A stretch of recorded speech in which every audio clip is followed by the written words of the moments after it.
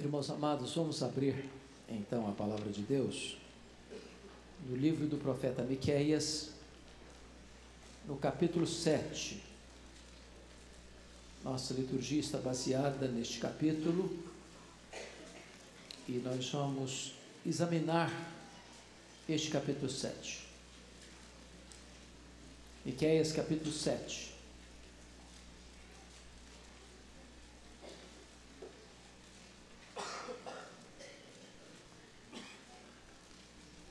Versos de 1 a 20 está escrito assim: ai de mim, porque estou como quando são colhidas as frutas do verão, como os rabiscos da vindima.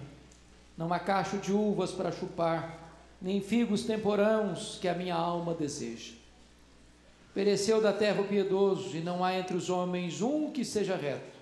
Todos espreitam para derramar sangue, cada um caça a seu irmão com rede. As suas mãos estão sobre o mal e o fazem diligentemente.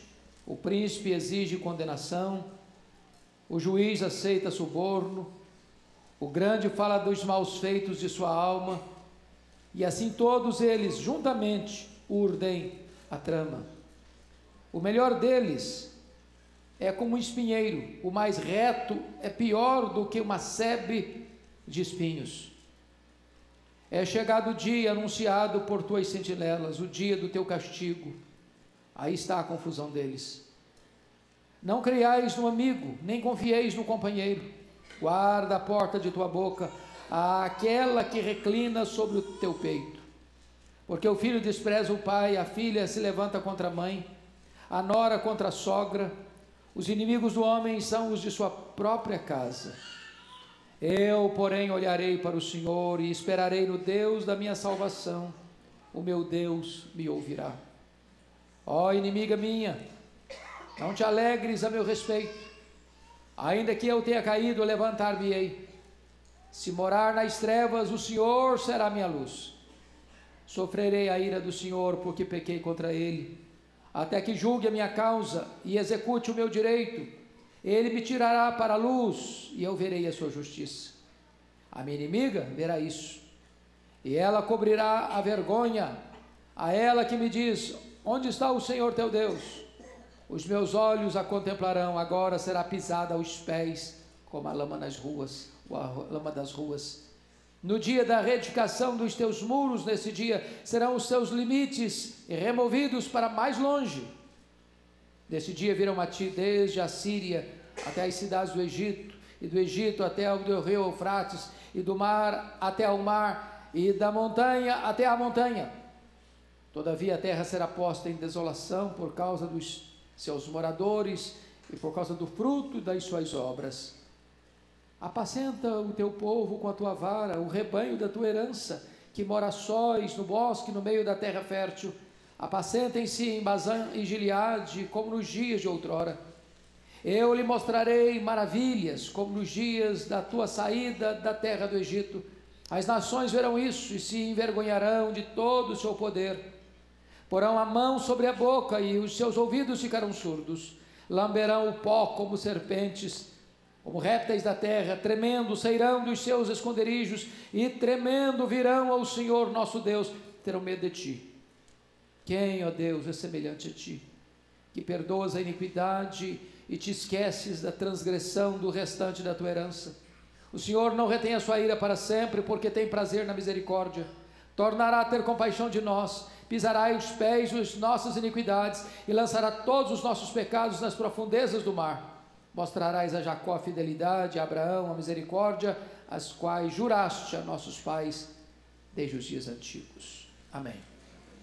Eu quero conversar com vocês sobre o tema a esperança que nasce do desespero. A esperança que nasce do desespero.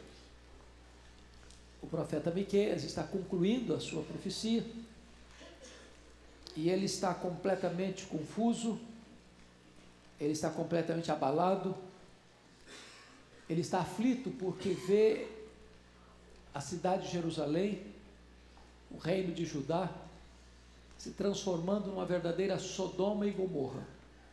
A iniquidade prevalecendo, nas ruas, no comércio, nas cortes, no palácio, nas transações comerciais, na religião e até mesmo na família.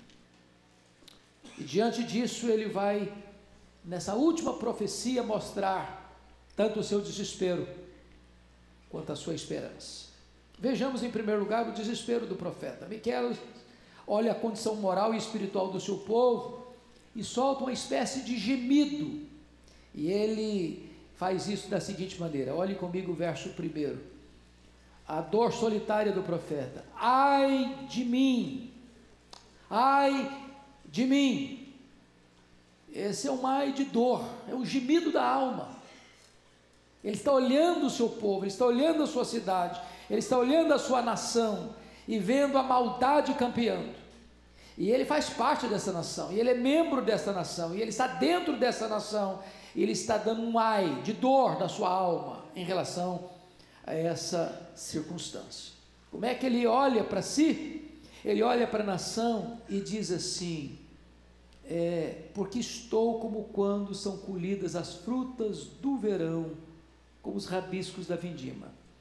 Ele está dizendo o seguinte: eu olho para mim, diante desse quadro, pensa você numa lavoura que acabou de ser apanhada, pense você num pomar maduro, cujas frutas todas foram colhidas, pensa você numa parreira de uva que todos os cachos foram tirados, não sobrou mais nada. Ele diz: eu olho para a minha nação e sinto a mesma realidade, não tem mais justiça, não tem mais misericórdia, não tem mais piedade, não tem mais virtude. O meu povo é exatamente como esta lavoura que foi colhida, você não encontra mais nada lá, não tem mais um cacho de uva sequer, para você chupar e sentir o sabor dessa uva. Acabou por completo a piedade da minha nação. Se você perceber a degradação generalizada do povo, vai se caracterizar por alguns aspectos. Veja comigo o versículo 2. Pereceu da terra o piedoso, e não há entre os homens um só reto, todos espreitam para derramar sangue. Ele olha, irmãos, numa visão até pessimista. Ele diz: acabou, acabou. Os ricos estão corrompidos, os pobres estão corrompidos, as cortes estão corrompidas, os reis, os príncipes estão corrompidos, a religião está corrompida, a família está corrompida. Ele olha e não vê nenhum sinal de piedade. Ele diz: acabou, é o fim. Reis, juízes, sacerdotes, profetas, ricos, povo, todo mundo está debaixo de uma decadência moral sem precedentes. Depois ele vai olhar no versículo 3, a corrupção generada da liderança. Eu nunca vi um quadro, irmãos, mais atual, que diagnostica tanto a nossa nação brasileira, por exemplo, como eu vejo esse versículo 3. Você pode ler comigo o versículo 3? Vamos juntos? As suas mãos estão sobre o mal e o fazem diligentemente. O príncipe exige condenação, o juiz aceita suborno, o grande fala dos maus desejos de sua alma, e assim todos eles juntamente urdem a trama. Você percebe que há um conluio dos poderes para a prática do mal. É curioso que o crime às vezes é chamado de organizado, porque as pessoas que planejam o mal, elas têm um plano, elas têm uma agenda, elas têm um método, elas têm um propósito, e elas fazem isso refletidamente, pensadamente, diligentemente.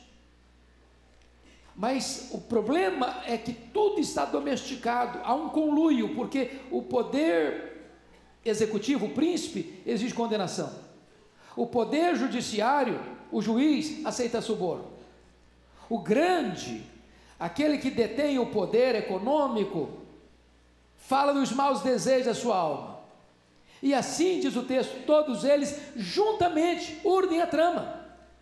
É o Estado aparelhado para a violência, para a corrupção, para a roubalheira, para a falta de compromisso com a moral e com a ética. Os réus não têm a mínima chance, os injustiçados não têm a mínima esperança nos tribunais, os governantes não governam para o povo, mas para explorar o povo. Nas cortes não é a justiça que prevalece, é o suborno que determina o valor das sentenças. Quando chega no verso 4, Miqueias faz uma definição clara da degradação generalizada da liderança. Quando ele diz o melhor deles, ele está falando dos príncipes, dos juízes, dos poderosos, o melhor deles é como espinheiro. Pensa comigo nessa figura espinheiro. Você pisa, machuca, você encosta, machuca. Se você for arrancar, ela fere você também. E ele diz ainda mais, confira aí no versículo 4, que ele diz assim, e o mais reto é pior do que uma cerca de espinhos. Não poderia, para um profeta que é caboclo, que é da região rural, como ele era, uma cidadezinha pequena, ele não encontra uma figura melhor que essa. Olha, a nossa liderança é um espinheiro. O mais justo, o melhor deles, é uma cerca de espinhos. Nós estamos encurralados. Não há esperança para o povo quando a sua liderança se corrompe, porque o povo é o reflexo da sua liderança. Mas aí entra um outro aspecto da degradação, o colapso generalizado das relações humanas. Confira comigo, versículo 5. Não creiais no amigo, nem confieis no companheiro. Meus irmãos, como é que pode viver numa sociedade dessa? Nem no amigo você confia, nem no companheiro você confia, não pode confiar. Aquele que diz que é seu amigo não é, aquele que abraça você vai te apunhalar. Então esse é o diagnóstico que Miqueias faz da sua geração. As relações mais próximas estão corrompidas, estão corroídas, estão contaminadas. Não há sinceridade, não há lealdade, não há amizade, não há amor. Mas tem mais. Veja você o colapso generalizado das relações familiares. Versículo 5b diz assim: guarda a porta de tua boca àquela que reclina sobre o teu peito. Sabe o que ele está dizendo? Guarda a porta da tua boca a tua mulher. O marido pode confiar na esposa. A esposa não é confiável. Então, você percebe que onde a contaminação chega dentro da casa, dentro da família, a família que deva ser essa reserva moral da nação, já se corrompeu a ponto do casamento entrar em colapso. O que mais sobra? Note comigo o que ele diz no versículo 6. Ele aprofunda essa crise familiar, porque o filho despreza o pai, a filha se levanta contra a mãe, a nora contra a sogra, e ele conclui: os inimigos do homem são os da sua própria casa. Então a nação está corrompida nas cortes, ela está corrompida no parlamento, ela está corrompida no comércio, ela está corrompida nas transações comerciais, ela está corrompida nas amizades, ela está corrompida dentro de casa. É o fim, é o colapso. Bom, esse é o desespero do profeta ao diagnosticar a sua nação. Você vê sinais disso no Brasil? A gente vê essas coisas aqui acontecendo? Pois é, parece que Oséias é articulista de Veja, de Isto É, de Folha de São Paulo, de Estadão de São Paulo, de Globo, Correio Brasiliense. Parece que ele é o jornalista mais informado dos nossos dias. Ele não está descrevendo apenas Judá, ele está descrevendo o Brasil. Mas ele está descrevendo o Brasil, ele está descrevendo a igreja. Mas ele não está descrevendo a igreja, ele está descrevendo o meu coração, o seu coração. Aí vem o segundo ponto do profeta, que é a confiança dele. Versículos 7 a 13. Veja você, quando ele olha para a nação, ele fica desesperado. Mas quando ele olha para Deus, ele encontra esperança. Então vamos ver aí o que ele fez. O que ele fez nesse diagnóstico sombrio? Porque veja bem, você faz o diagnóstico do Brasil também assim. O que você faz? Você revolta? O que você faz? Pega um avião e vai para outro país? O que você faz? Você se entrega à situação e diz: não, então já que é isso, eu também vou fazer parte disso. O que o profeta fez? Primeira coisa que ele fez, ele olhou para Deus em vez de olhar para as circunstâncias. Você pode ler o 7 comigo? Vamos todos juntos? Eu, porém, olharei para o Senhor e esperarei no Deus da minha salvação. o meu Deus me ouvirá. Hoje nós ouvimos uma abençoada mensagem aqui, 8h30, sobre a questão da visão. Visão. Para onde você olha na hora da crise? Se você olhar para a crise, você se desespera. Mas se você olhar para Deus, brota a esperança no seu coração. Diz a Bíblia que Geazi olhou para o exército inimigo e ficou com medo. Diz a Bíblia que quando Davi chegou em Ziclag e viu a ruína, ele ficou muito angustiado. Diz a Bíblia que quando Pedro olhou para a força do vento e o barulho das ondas, ele afundou. Miqueias olha a crise da sua nação e olha para Deus. É para Ele que você tem que olhar na hora da crise. Segunda coisa, ele olhou para a restauração divina em vez de olhar para a sua queda. Olha o versículo 8 comigo. Ó inimiga minha, não te alegres a meu respeito, ainda que eu tenha caído, levantar-me-ei, se morar nas trevas do Senhor, será minha luz. Ele está dizendo o seguinte, ele está olhando para frente, e está visualizando o cativeiro babilônico. É inevitável, a disciplina vem, mas agora ele olha prospectivamente para frente, e vê que as nações estão rindo, zombando, escarnecendo de Judá, escarnecendo o povo de Deus, e ele então nesse momento diz o seguinte, olha, escarneça não, ó inimiga minha, não te alegres não, a meu respeito não, sabe por quê? Porque eu posso até cair, mas o justo cai até 7 vezes e se levanta. Se você é filho de Deus, se você é crente, ainda que os seus pés se resvalaram, ainda que você tenha caído, ainda que você tenha escorregado, ainda que você esteja sofrendo disciplina de Deus, Deus vai te botar de pé, Deus vai te livrar, Deus vai te restaurar. Resta para o povo de Deus a restauração. Mas tem mais, olha aí comigo, o que ele vê? Versículo 9, ele olhou para a justiça divina, em vez de desculpar-se de seu pecado. Você pode ler o 9 comigo? Vamos juntos? Sofrerei a ira do Senhor, porque pequei contra Ele, até que julgue a minha causa e execute o meu direito. Ele me tirará para a luz e eu verei a sua justiça. Ele está dizendo o seguinte, olha, eu pequei e estou sofrendo as consequências do meu pecado. O pecado é maligníssimo. O pecado, sempre que cometido, traz para nós consequências, e consequências amargas. Ele está dizendo isso, eu não estou desculpando o meu pecado, eu não estou dizendo que eu não pequei, eu não estou dizendo que o meu pecado foi simples, eu sofrerei a ira do Senhor, porque eu pequei contra Ele, e eu vou ser punido sim, eu vou ser disciplinado sim, mas agora eu vou olhar para uma coisa, o Deus da minha salvação é o Deus que vai me cobrir de justiça, Ele vai me tirar para a luz de novo, Ele vai me perdoar, Ele vai me restaurar, Ele vai me cobrir com a sua justiça, eu vou ser restaurado por Deus. Mas uma coisa me chama a atenção aqui, meus irmãos, prestem bem atenção. Ele, no verso 9, diz que ele pecou contra Deus. Se você ler o livro todo, você vai ver que houve injustiça nos tribunais, que houve aparelhamento do Estado para saquear o pobre, que as cortes estavam dando sentenças por suborno, que os profetas estavam pregando por dinheiro, que os sacerdotes aceitavam suborno para fazer o trabalho deles. Mas quando se trata de avaliar o pecado, em última instância, todo pecado que é praticado contra o próximo é praticado sobretudo contra Deus. Foi isso que Davi sentiu, contra ti somente pequei.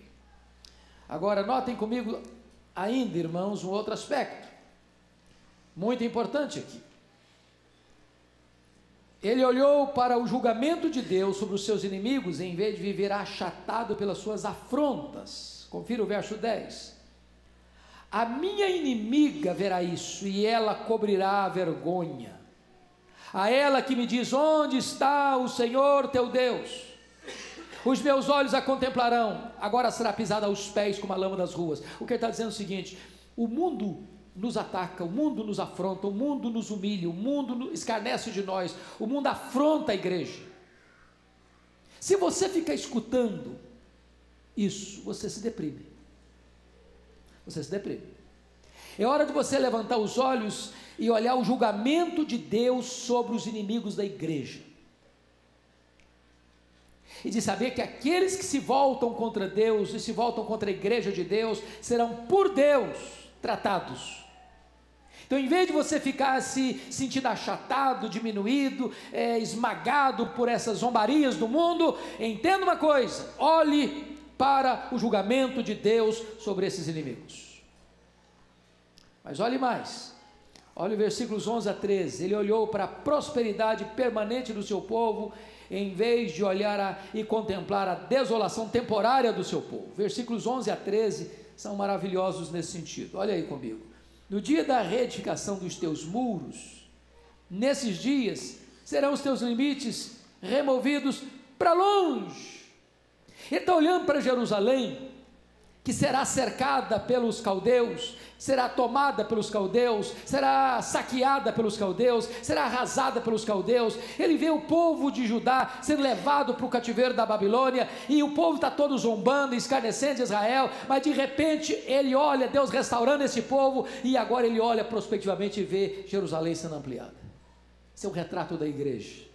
Esse é o retrato do povo de Deus, que alarga as suas fronteiras, que espraia a sua influência, que leva os limites da sua habitação para além das outras fronteiras outrora conhecidas. Ele olha para a bênção maior da igreja de Deus ao longo dos séculos, em vez de ficar desesperado com o ataque dos seus inimigos. Mas agora vem o último ponto, que é a esperança do profeta, nos versículos 14 a 20. Veja você que ele constrói sua esperança sobre sólidos fundamentos. E que fundamento é esse que ele vai construir sua esperança? Primeiro, olha comigo o versículo 14. Ele olha Deus como pastor do seu povo. Ele começa a orar. Olha o 14. Ele está orando: apacenta o teu povo com a tua vara. Olha que bonito. Ele traz à memória dele essa imagem belíssima de Deus como pastor do seu povo. O pastor é aquele que ama as ovelhas. Mesmo quando a ovelha se rebela e se afasta e se perde, o pastor vai atrás dela. E aí ele está pedindo: Deus, apacenta o teu povo. E quando ele vai falar de apacentar, ele vai perguntar: mas como Deus vai apacentar o seu povo? Com a tua vara. A vara é uma arma importante na mão do pastor. Ela serve para guiar a ovelha, ela serve para disciplinar a ovelha.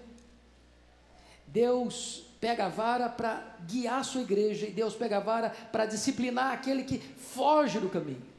Ele está dizendo: Deus, apacenta o teu povo, e apacenta o teu povo com a tua vara. Mas por que Deus deve pastorear? Preste atenção ainda no versículo 14: apacenta o teu povo com a tua vara, o rebanho da tua herança. Nós somos herança de Deus, irmãos. Nós somos propriedade de Deus. Nós somos a menina dos olhos de Deus. Nós somos o tesouro de Deus. Nós somos filhos de Deus. Deus nos ama, mesmo quando nós pecamos, mesmo quando nós transgredimos, mesmo quando nós caímos, nós não deixamos de ser povo de Deus. Louvado seja o Senhor. Nós somos o povo da herança de Deus. E Ele trata conosco, e Ele disciplina, e Ele restaura, e Ele abençoa, e Ele protege, e Ele cuida. E o profeta está dizendo: Deus, assume o teu papel de pastor do teu povo. Mas agora ele vai usar outra figura. Versículos 15 a 17, ele vai olhar a Deus como libertador do seu povo. Veja comigo aí essa figura do libertador, versículos 15 a 17. Vamos olhar? Eu lhe mostrarei maravilhas, como nos dias da tua saída da terra do Egito. As nações verão isso e se envergonharão de todo o seu poder, porão a mão sobre a boca, os seus ouvidos ficarão surdos, lamberão pó como serpentes, como répteis da terra, tremendo sairão dos seus esconderijos, e tremendo virão ao Senhor nosso Deus e terão medo de ti. Então veja você, duas coisas aqui. Primeiro, a restauração do povo de Deus no versículo 15.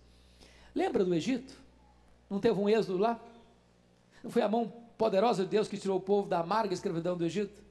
Pois ele está dizendo: haverá um segundo êxodo. Do mesmo jeito que Deus tirou Israel do Egito, com a liderança de Moisés, Deus vai tirar o povo de Judá da amarga escravidão da Babilônia. Deus é o mesmo, Ele age do mesmo jeito, Ele agiu ontem, Ele age hoje, Ele agirá amanhã. Se você cair, Ele vai levantar você. Se você pecar, Ele vai disciplinar você e vai restaurar você. Ele é o Deus libertador. E nos versículos 16 e 17, ele vai revelar a derrota fragorosa e acachapante dos inimigos de Deus. Aqueles que oprimiram, aqueles que zombaram, aqueles que escarneceram, diz ele, essas nações vão se cobrir de vergonha, elas vão lamber pó como as serpentes, elas vão rastejar como as serpentes, os répteis da terra, e tremendo sairão de seus esconderijos, e tremendo virão ao Senhor nosso Deus, e terão medo de Deus, e medo do povo de Deus. Irmãos, ninguém luta contra a igreja e prevalece, finalmente. Quem toca na igreja de Deus, toca na menina dos olhos de Deus. Mas agora ele vai mostrar uma terceira figura. Deus é o restaurador do seu povo, versículos 18 e 19. Então, ele volta da ruína total dos inimigos da igreja para a glorificação do Deus da igreja. E a primeira coisa que ele faz é dizer que Deus é incomparável em seu ser. Olha o verso 18, parte A. Quem, ó Deus, é semelhante a ti? Miqueias está falando numa época de politeísmo ao redor de Israel. Miqueias está falando que a Babilônia, que vai levar Israel para o cativeiro, Judá para o cativeiro, é um povo politeísta. Para onde Miqueias olha, as nações estão carregadas de muitos deuses. Quando o povo de Deus foi levado para o cativeiro, talvez um dos argumentos que mais se falou é que o Deus dos caldeus era mais forte do que o Deus dos judeus. Mas agora, diante da libertação de Judá, da restauração de Judá, da ampliação dos horizontes de Jerusalém, a pergunta do profeta é essa: quem é Deus semelhante a ti? Quem é Deus como o nosso Deus? Só Ele é Deus, só Ele é infinito, só Ele é imenso, só Ele é eterno, só Ele é imutável, só Ele é autoexistente, só Ele é onipotente, só Ele é onipresente, só Ele é onisciente, só Ele é transcendente, só Ele é soberano, só Ele está assentado no trono, só Ele governa as nações, só Ele reina supremo, só Ele pode resgatar o seu povo. Não há Deus como Ele. Mas depois de mostrar que Deus é incomparável em seu ser, Ele mostra que Deus é incomparável em seu perdão. Olha o versículo 18 ainda. Quem, ó Deus, é semelhante a ti, que perdoas a iniquidade e te esqueces da transgressão, do restante da tua herança. O Senhor não retém a sua ira para sempre, porque tem prazer na misericórdia. Oh, irmãos, olha que coisa maravilhosa. Deus está irado com o pecado, mas vem a misericórdia de Deus e suplanta a sua ira. Ele não retém a sua ira para sempre. Ele pega o nosso pecado, e diz o texto, Ele o lança nas profundezas do mar. Na linguagem bíblica, Deus faz o nosso pecado como uma névoa e o desfaz. Deus pega o nosso pecado e lança-o para trás das suas costas. Ele pega o nosso pecado e assim como o Oriente se afasta do Ocidente, Ele afasta de nós as nossas transgressões. Ele pega o nosso pecado e nos limpa e nos purifica com o sangue do seu Filho. Ele pega o nosso pecado numa linguagem simbólica belíssima e o joga nas profundezas do mar.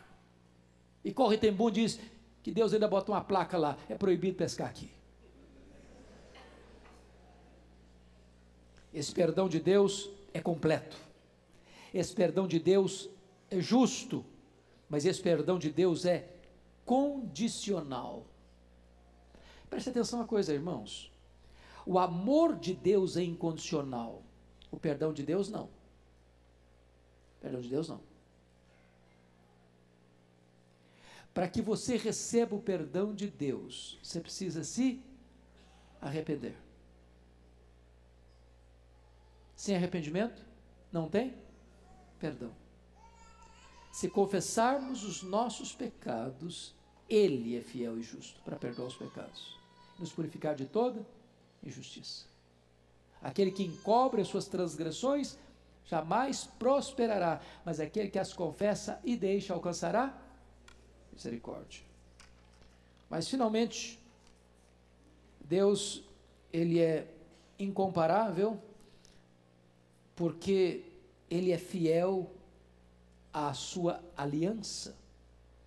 Olha comigo o versículo de número 20, quando diz assim: mostrarás a Jacó a fidelidade e a Abraão a misericórdia, as quais juraste a nossos pais desde os dias antigos.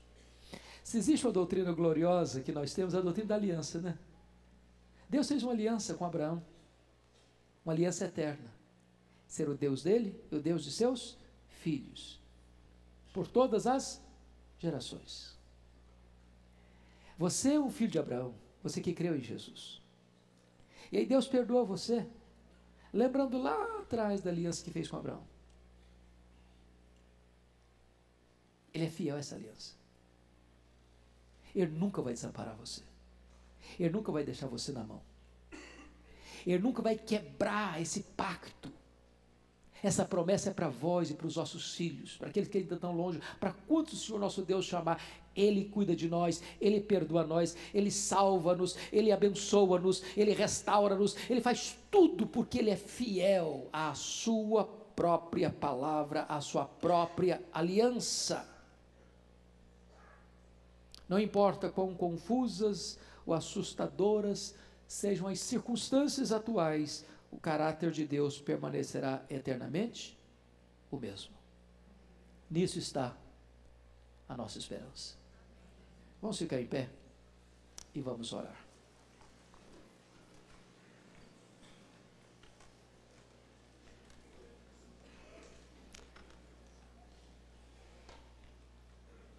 Ó Deus, quando olhamos para a nação brasileira, o nosso coração também se aflige.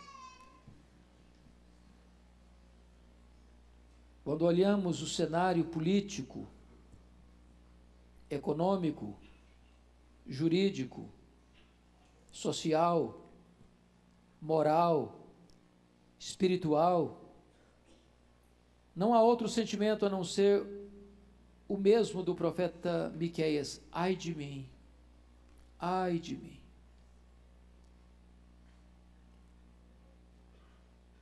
Quando olhamos para o estado da própria igreja brasileira, onde há tantos desvios, onde há tanto secularismo, onde há tanta relativização da verdade absoluta, para alcançar favores e benefícios pessoais, mercadejando a tua palavra, nós não temos outro sentimento senão o de dizer: ai de mim, Senhor, porque estou também nessa nação. Quando olhamos o diagnóstico da família, palco de tantas dores, de tantas crises, de tantos conflitos, de tantas brigas, de tantas contendas, de tantas desavenças, também o nosso coração diz: ai de mim, Senhor. Mas nesta hora, Deus, nós queremos levantar os nossos olhos e olharmos para Ti, porque de Ti vem o socorro, de Ti vem a resposta. Tu és o Deus que é o nosso pastor, vem cuidar de nós, com a Tua vara vem nos apacentar, em nome de Jesus. Vem trazer cura para aquela que está ferida, vem trazer, Deus, ânimo para aquele que está desanimado, vem trazer força para aquele que já está prostrado, resgata aquela ovelha que já caiu no abismo, em nome de Jesus. Traz restauração para a Tua igreja, Senhor.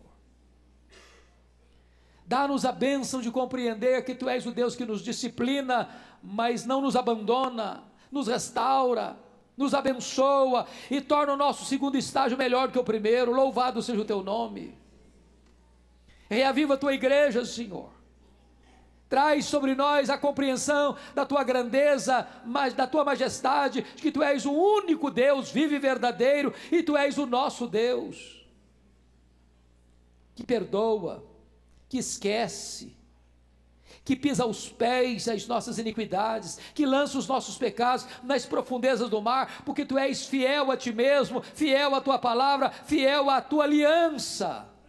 Oh, louvado seja o Teu nome, porque temos a Ti como nosso Deus e como a nossa esperança. A Ti rendemos a honra e a glória devida ao Teu nome, em nome de Jesus.